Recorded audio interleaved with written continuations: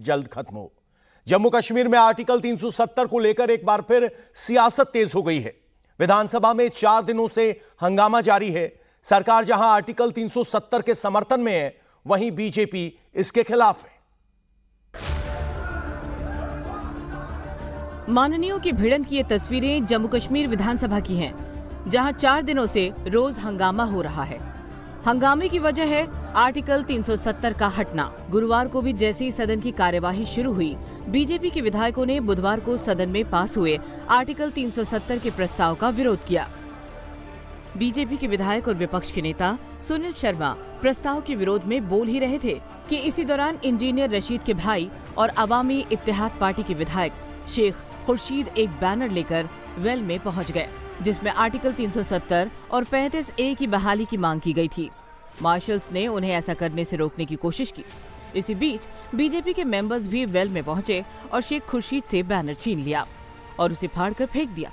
लेकिन इसके बाद बात बढ़ गई और देखते ही देखते हाथापाई शुरू हो गई। हंगामा ज्यादा बढ़ा तो नेशनल कॉन्फ्रेंस और पीडीपी के मेंबर्स भी वेल में पहुंच गए। मार्शल्स भी बीच बचाव की कोशिश करने लगे, लेकिन दोनों साइड के मेंबर्स आपस में भिड़ गए।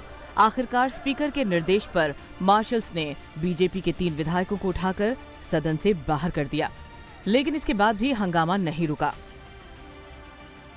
कल जिस प्रकार से एक रेजोल्यूशन मूव किया गया, जो गैर कानूनी था, जो अनकॉन्स्टिट्यूशनल था, उसके विरोध में हमने उस प्रोसीजर को चैलेंज किया और उस चेयर को चैलेंज किया जिस पे स्पीकर बैठे हुए। स्पीकर एक पार्टी का एजेंट की तरह एक्ट कर रहा था, बिहेव कर रहा था। ये एक तारीख है, अब 370 ये दफन हो चुका है। उमर अब्दुल्ला साहब की 1000 पीढ़ियां भी आएंगी, अब 370 वापस नहीं आएगा। मैं इलेक्शन में बार बार आपसे कहता रहा कि इस असेंबली के जरिए हमने अपनी आवाज बुलंद करनी है। इस असेंबली के जरिए हमने पैगाम भेजना है कि जो हमारे साथ हुआ 5 अगस्त 2019 को, वो हमें काबिल कबूल नहीं है।